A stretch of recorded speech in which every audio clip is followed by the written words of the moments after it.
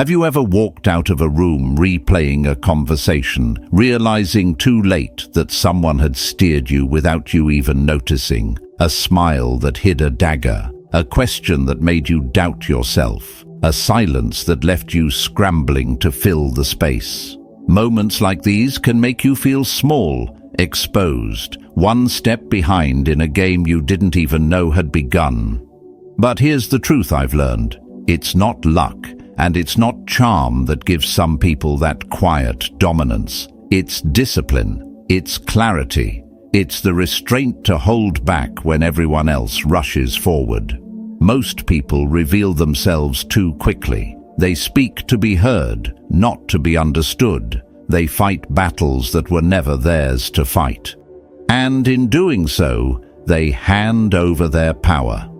Yet there is another path, a quieter kind of strength that doesn't shout, doesn't beg, doesn't explain. It reads before it reacts. It shapes without forcing. These are not tricks, they are rules. And once you see them, you'll never see power the same way again. Stay with me. As we step into the first chapter, picture this. A crowded room, voices clashing, tempers flaring, and one man at the center holding steady like a stone in the river. The storm rages, yet he does not move. His tone does not rise. His pulse does not betray him. While others unravel, he stands untouched. That image is the essence of emotional stillness, the first and most vital rule of unshakable power. Now imagine the opposite. Someone takes offense, their words sharpen, their voice grows frantic, and with each reaction they hand away their authority piece by piece. I have seen this countless times. A man believes he is strong because he can shout louder, argue harder, strike faster. But in truth, he has already surrendered. He is no longer the master of himself. He is a puppet whose strings are pulled by anyone clever enough to provoke him. Marcus Aurelius warned, "You have power over your mind, not outside events. Realize this, and you will find strength." His words are not poetry, they are a battlefield strategy. Think back to your own life. When was the last time someone drew you into an argument? Perhaps a stranger mocked your effort, or a friend questioned your worth in front of others. The heat rose in your chest, and before you knew it, you were defending, explaining, shouting. And when it was over, did you feel stronger? Or did you sense, deep down, that you had been played? This is how most people lose, not in front of an audience, but within their own chest. They mistake reaction for power, when in truth, it is slavery. The Stoic waits, he watches. He understands that insult is a test and anger is a trap. Silence is not weakness, it is a blade hidden in plain sight. Imagine standing before someone desperate to provoke you. Their words cut, their tone sharpens, their eyes search for the flinch. And yet, your heartbeat stays steady. You offer only a calm gaze, maybe a faint smile. You do not chase their chaos. You let them exhaust themselves against your stillness. That is power. Not the showy kind that burns fast, but the quiet fire that consumes without smoke. Some will say emotion makes you human, that showing it creates connection. And they are right, but only if you decide when and how to reveal it. A man who spills his feelings at every push becomes predictable, and what is predictable is controllable. A predictable man is a man who can be played. The Stoic does not erase emotion, he commands it. He chooses when it serves his values and when it must be held back. This discipline preserves his center, his dignity, his freedom. I recall a moment that seared this truth into me. In a crowded hall, a man insulted me openly, expecting a sharp response. Every eye turned to see the fight, but I stood silent. I looked at him calmly, then simply turned away. The silence echoed louder than any argument.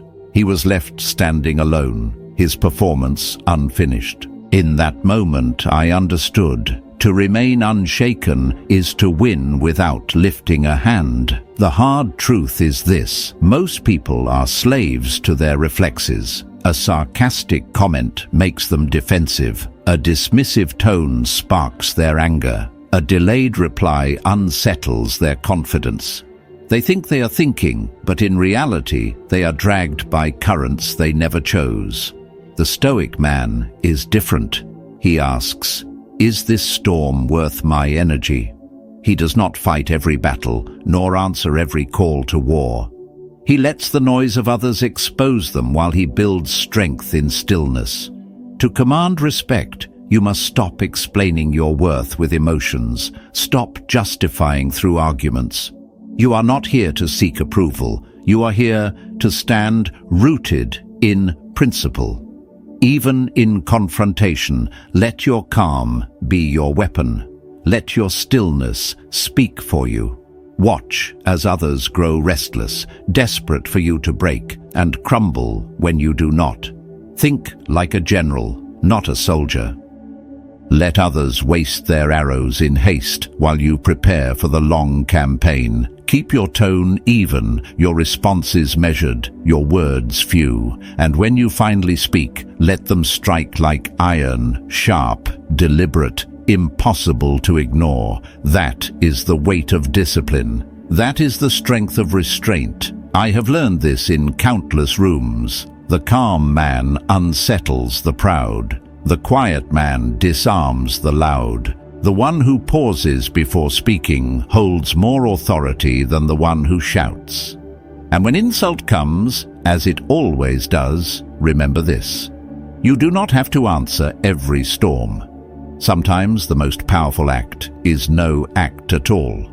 To remain unshaken is to prove you cannot be owned. So hold the line inside yourself. Let the world pull, push, and provoke. It will adjust to you. Begin here with emotional stillness, the first unbreakable rule. And once you master this, you will be ready to uncover the next path toward absolute power. Moving into the second chapter, imagine walking into a room filled with voices crashing into each other like waves in a storm. Everyone is rushing to be heard, spilling their thoughts, scrambling to prove they belong. And then, in the middle of the chaos, one man sits silent. He does not compete. He does not rush. He waits. And it is his silence, not their noise, that begins to command the room.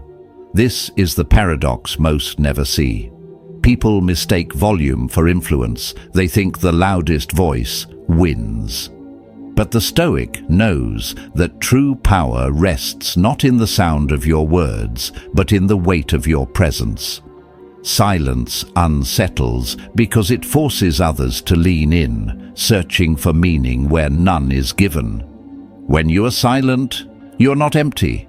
You are full, listening, watching, measuring. And while others burn themselves out in haste, you conserve your energy like a sword held in its sheath, waiting for the right strike. Most people are terrified of silence.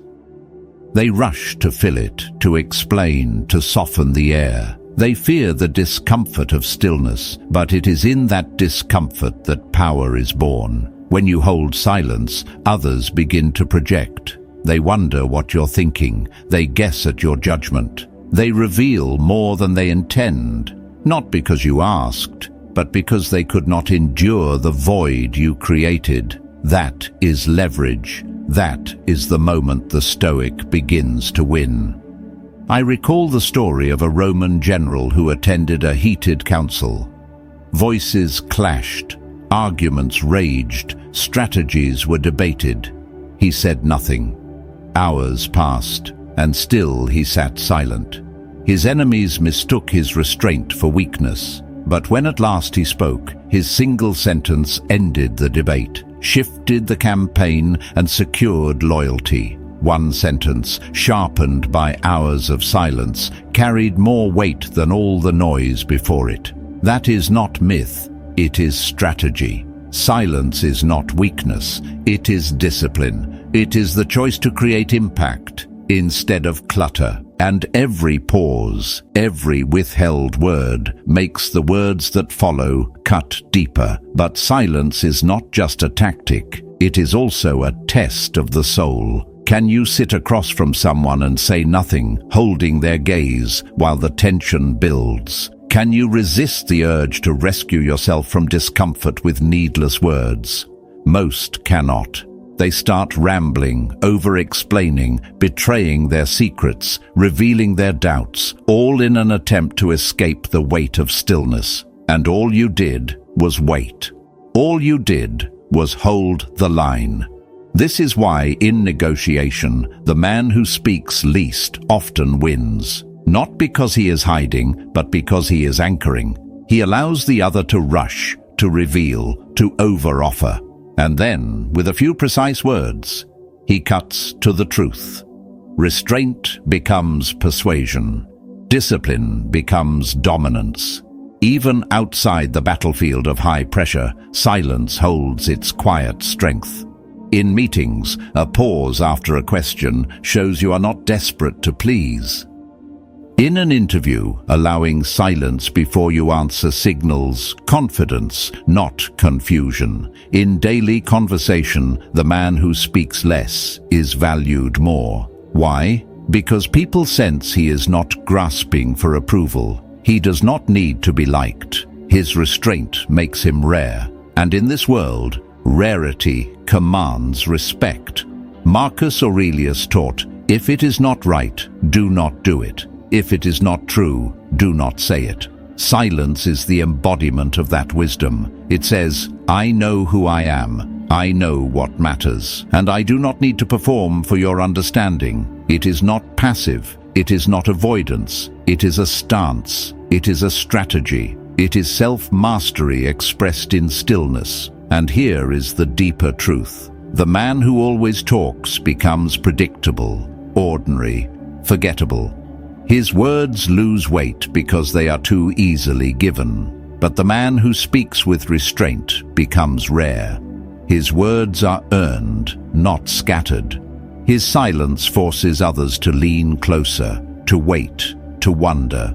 And when he finally does speak, even a single phrase can turn the course of a room. That is the power of scarcity applied through silence. I have seen it with my own eyes. A man who answered insults with silence left his aggressor shaken. The crowd expected retaliation, but his calm refusal unsettled them more than rage ever could.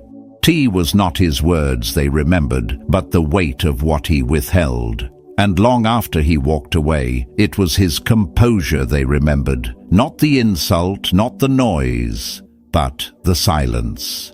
So train yourself to be still in a world that craves sound. Resist the urge to fill the air just to escape discomfort. Let others stumble over their need to be understood. Let them rush. Let them reveal. And, when your time comes, let every word be deliberate, like a blade unsheathed at the exact moment it is needed. Conversation becomes strategy, restraint becomes composure, and from that union rises quiet dominance. Master silence, and you no longer need to convince, you command. And from that place of calm strength, you are prepared for the next rule. Advancing to the third chapter, imagine a quiet man in a crowded hall. The air is heavy with voices, each one eager to prove something, each one revealing more than they realize. He does not compete with them. He does not announce himself. He simply sits, still as stone, letting others fill the room with noise. They see his silence and assume passivity, but in truth, he is gathering everything: words, tones, gestures, weaknesses, and when the moment demands it, he moves with precision, and all the attention shifts to him. That is the strength of being strategically misunderstood. There is a kind of power that does not shine in the open. It hides in restraint, in the ability to let others misread you. Most people live as open books. Their faces broadcast every thought. Their voices betray every insecurity. Their feelings spill before they are weighed. There is honesty in this, yes, but also exposure. And exposure makes them predictable. And what is predictable can be defeated. The Stoic sees further. He knows that real influence is not in revealing everything, but in withholding just enough. Marcus Aurelius wrote, "The best revenge is to be unlike him who performed the injury." In other words, do not mirror aggression. Do not reveal your full hand. Let them believe they are winning. And when the moment is right, strike with the sharpness they never saw coming. I once watched a man underestimated in debate. His opponent mocked him, spoke loudly, exposed his entire argument with pride. The quiet man let it unfold. He didn't fight back. He didn't rush. Then, with a single calm sentence, he dismantled the entire case. The room fell silent. That silence was heavier than all the noise that came before. His strength lay in being misjudged. His restraint became his cover. This strategy is not deceit. It is discipline. It is the patience to be overlooked, even dismissed, because you know the moment of revelation will arrive. You might downplay your knowledge, not to appear humble, but to see who exposes their arrogance. You might let someone believe they outsmarted you, just to watch their confidence lead them into mistakes. You might nod in agreement publicly while keeping your conclusions private until you are ready to act. This is not manipulation. It is mastery of impression. Think of confrontation. Someone hurls an insult, hoping for your anger. You give them nothing, no fire, no flinch, just a steady gaze or a slight nod of indifference. That calm unsettles them more than rage ever could. They expect a battle. They meet composure instead. In that sudden quiet, doubt creeps in. Doubt slows them. Hesitation opens space. And in that space you find your advantage. This is why restraint is leverage. In a world obsessed with speed and noise, your stillness becomes rare. While others rush to prove themselves, you wait. While they expose everything, you reveal nothing. And in that unreadability, you become untouchable. When people cannot pin you down, they cannot control you. When they cannot predict you, they cannot prepare for you. And when at last you choose to act, your movement strikes with 10 times the force. I remember sitting with a man who hardly spoke during negotiations. He listened, nodded, gave away nothing. The others thought him passive, maybe even lost. They relaxed, spoke too freely, overplayed their hands. When he finally spoke, his few words cut directly to the heart of the matter. Everyone turned. It wasn't volume that gave him power. It was precision. Silence was his armor. Misdirection was his shield. Allow others their noise. Allow them their illusions. Each word they spill is another layer of armor you no longer need. Their assumptions are your protection. Their overconfidence is your advantage. You are not here to dominate every room with noise. You are here to remain unreadable until the moment demands clarity. Then, and only then, do you reveal the truth. Power is not always in presence. Sometimes it is in absence, in what is not said, not shown, not explained. That absence creates space. In that space, you gain clarity. In that clarity, you gain control. So watch. Wait. Let them misjudge you. Because the harmless man is the one no one guards against. And when he finally shows his edge, it is sharper than anyone believed.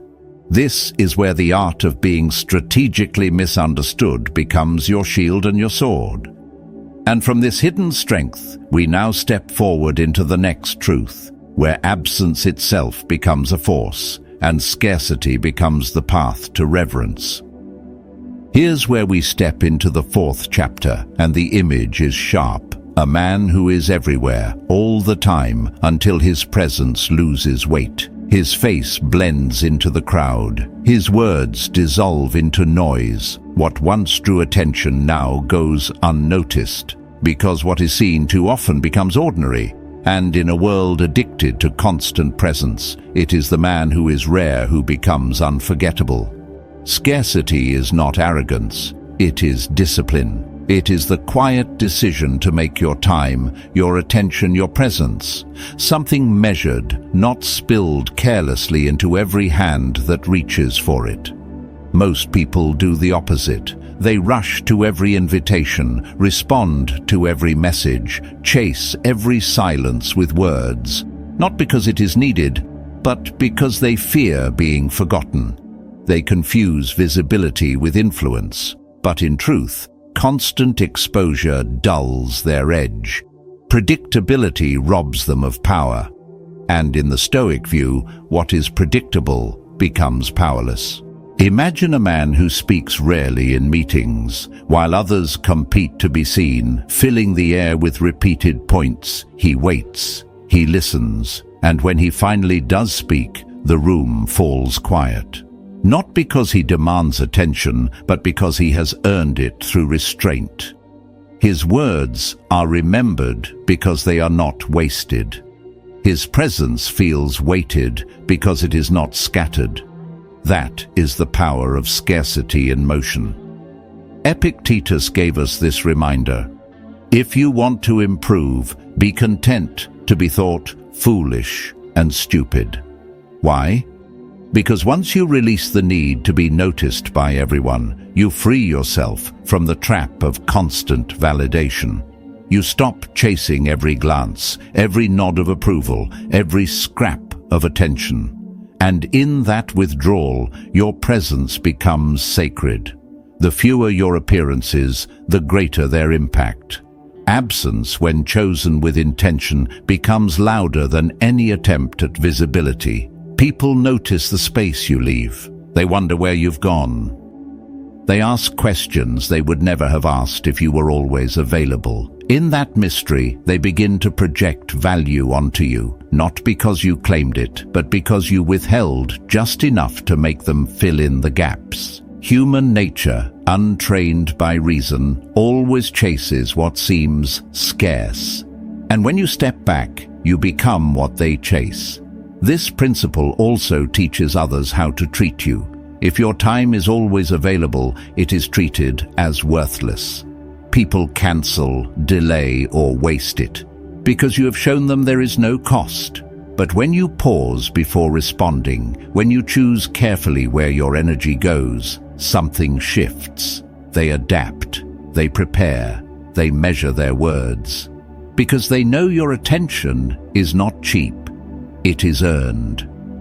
I once watched a friend deliberately pull back from the noise of social circles. At first, people noticed less of him. Then, they began to notice his absence, and when he did appear, his presence felt like an event.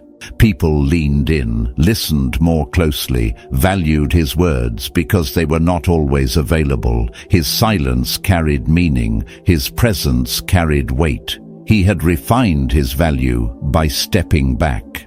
Consider how elite circles operate. Not everyone is allowed in. Not everything is explained. The doors are guarded. The rules are unspoken. Their silence speaks louder than any advertisement. It is not arrogance. It is preservation of what is rare. Apply the same to your life. You don't need to post every moment. You don't need to be reachable every hour. You don't need to explain your absence. Disappear and let your silence do the speaking. Then reappear when it matters, and your return will feel like a statement. Scarcity is not about playing games. It is about walking with clarity. It is about training others to see that your time is sacred, your focus is not scattered, and your energy is not for sale. It is about protecting your center from dilution. You stop rushing to every stage and start choosing the stage that matters. You stop scattering your presence and start refining it. You stop exhausting yourself chasing attention and start walking in silence toward purpose. This is where true influence is born, not in being everywhere, but in being remembered where it counts, not in being constant, but in being rare. In a world drowning in exposure, the man who is scarce becomes revered. So let this be your reminder. You do not need to be seen by everyone. You need only to be remembered by the right ones. And once you master the art of turning absence into strength, you are ready to step into the next rule, where influence is carried not by volume, but by reflection. By the quiet act of leading others through the mirror they did not know they were facing. Entering the 5th chapter, imagine water flowing through a valley. It does not shout, it does not fight for space, yet over time it shapes stone, it guides rivers, it changes landscapes. That is the quiet strength of reflection, the art of leading without forcing, of guiding without declaring, of moving others as if it were their own idea all along. Here's where true influence begins, not in arguments, not in commands, but in presence. When someone senses that you understand them, that your rhythm matches theirs, that your pauses mirror theirs, that your words flow in step with their own, something shifts inside them. They stop resisting, they soften, they feel seen. And once a person feels understood, you have crossed a threshold no logic could ever open. Influence is not about control, it is about movement, and movement begins in alignment. I once watched a man diffuse a heated room without raising his voice. His opponent spoke fast, sharp, aggressive. For a moment, he matched the tone, not to fight, but to acknowledge. Then, slowly, he lowered his energy. His speech softened, his pace slowed. And without realizing it, his opponent followed. The room shifted from fire to calm, not because he crushed his rival, but because he offered something steadier to mirror. That is Stoic influence, guidance without force. Marcus Aurelius urged himself daily to act, not argue. Epictetus reminded his students that we are disturbed not by events, but by our judgments about them. To lead through reflection is to embody both truths. You are not there to crush someone's will. You are there to align long enough for them to trust, and once trust is built, they move with you freely. Think about daily conversations. If you walk in too polished, too intense, too different from the person in front of you, walls rise. They resist. But if you meet them where they are, in tone, in energy, in rhythm, they relax. They feel safe. And in that stillness, you find your opening.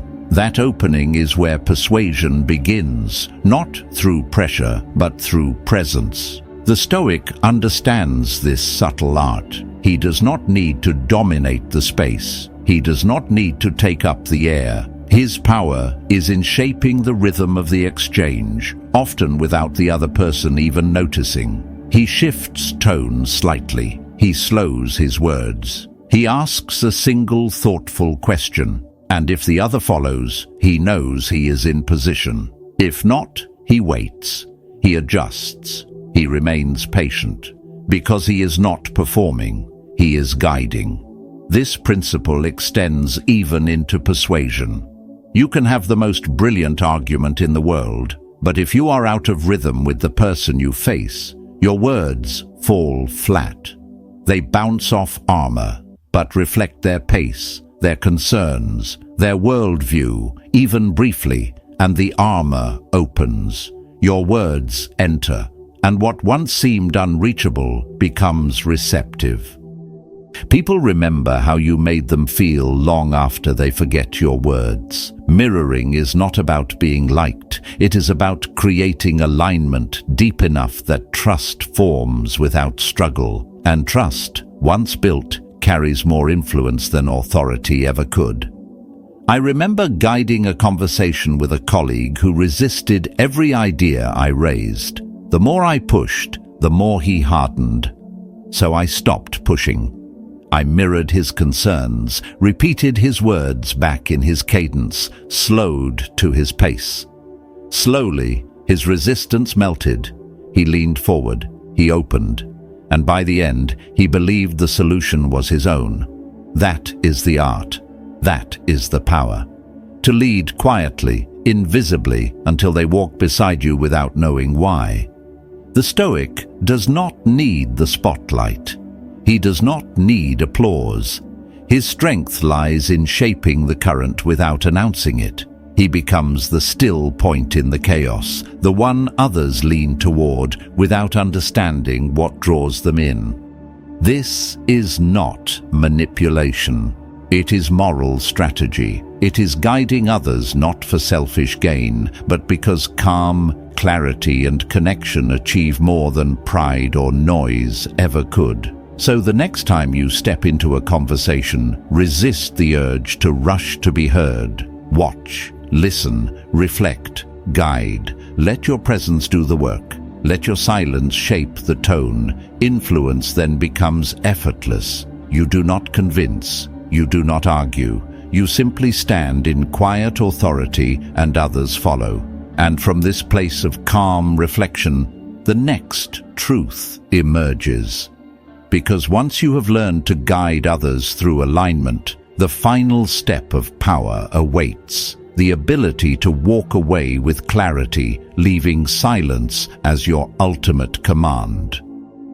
From here, we enter the 6th chapter, and the image is simple yet powerful. A man standing at the edge of a heated argument, voices rising around him, insults flying, faces flushed with anger, and yet instead of raising his voice or striking back, he does something unexpected. He turns, he walks away. No scene, no explanation, just quiet departure. And in that silence, the room shifts. People replay the moment in their minds long after he is gone, wondering what gave him the strength to leave. That is the hidden authority of the Stoic exit. Most people cling. They hold on to jobs that no longer serve them, to friendships that drain them, to arguments that go nowhere. They call it patience. They call it loyalty. But beneath the surface, it is fear. Fear of losing status, fear of being excluded, fear of being forgotten. They stay long after the value is gone, and in doing so, they trade their dignity for familiarity. Seneca once said, "It is not that we have a short time to live, but that we waste much of it. The wasted years are often not in action, but in hesitation, in refusing to let go when the moment to leave has already arrived." The Stoic man is different. He does not measure himself by how long he can endure what breaks him. He measures himself by his clarity. He knows what aligns with his values and what does not. He does not stay out of desperation. He stays only as long as purpose requires. And when purpose ends, he departs. His strength is not in clinging, it is in letting go. I remember a man who walked away from a lucrative business deal. Everyone thought he was reckless. The money was good. The recognition was great. But the deal asked him to compromise his principles. He didn't argue. He didn't try to justify. He simply closed the folder, stood, and left the room. For weeks, his silence haunted the others. They questioned themselves, not him. And in the end, it was his absence that forced them to adjust their terms. He returned on his own ground, and this time they met him with respect. That is how clarity works. It is not noise, it is not fire, it is the quiet power of knowing when to walk away. Walking away is not about coldness, it is about clarity. It is about recognizing that not every fight is yours to fight. Not every seat at the table is worth taking. Not every voice in the crowd deserves your response. Marcus Aurelius reminded himself daily, "You have power over your mind, not outside events." Realize this, and you will find strength. To walk away with clarity is to claim that power. It is to refuse to let outside demands dictate your inner state. Consider relationships. How many endure ones that bleed them dry, mistaking suffering for love? How many accept betrayals they would never advise their own friends to tolerate? They stay, not because they believe, but because they fear. Yet the Stoic man knows, when you walk away from what dishonors you, you protect what is sacred in you. You preserve your energy, your clarity, your peace. You teach others that your presence is not theirs to own. It is a gift they must respect. Even in conflict, this principle shines. Let them raise their voices. Let them twist the story. Let them throw their weight into the room. You don't need to fight fire with fire. Sometimes the sharpest strike is silence, followed by departure. You leave, and in the echo of your absence they hear the truth louder than any argument. Later, they replay the moment in their heads. Why didn't he fight? Why didn't he defend? And each time your silence speaks again, a reminder that you were never trapped. This choice changes everything. In business, it makes your terms stronger. People know you are not desperate. In relationships, it makes your presence valued because you are not afraid of solitude. In life, it grants you quiet authority because you are untouchable by the fear of exclusion. When people sense you do not need them, they treat your time and presence with reverence. Walking away does not make you weaker. It makes you unbound. It makes you unpredictable, not in chaos, but in freedom. You are not chained by fear of loss. You are not ruled by the hunger for approval. You are guided by principle, and principle alone. And in that freedom, you command respect without asking for it. I once saw a man walk out of an argument with nothing but silence. His opponent was left shouting into emptiness, a king without an audience. And in that moment, the truth became clear. Sometimes the most powerful presence is the one that no longer remains. His absence was not retreat, it was victory. So remember this, walking away is not escape. It is strategy. It is the highest form of discipline to leave not from emotion, but from reason. It is how you protect your future from bitterness, your time from waste, your heart from chains. And when the world sees that you can go, it begins to treasure the moments you choose to stay. This is the final lesson, the quiet power of the exit. To know when the story no longer serves your growth. To turn the page without regret. To leave without explanation and let the silence carve your imprint. From that stillness, you rise, untouched, unshaken, and ready for whatever comes next. True power is never loud. It is the steady presence that listens, waits, and chooses with clarity. These 6 rules are not about dominating others, but about mastering yourself. When you command your emotions, embrace silence, accept being misjudged, value your absence, guide with subtle reflection, and walk away with peace. You stop chasing the world and begin shaping it. If this message resonates, take a moment to subscribe and keep growing this strength within. Comment, stay sharp, to ground it deeper. Carry this calm into your life and be ready for what comes next. Stay ready.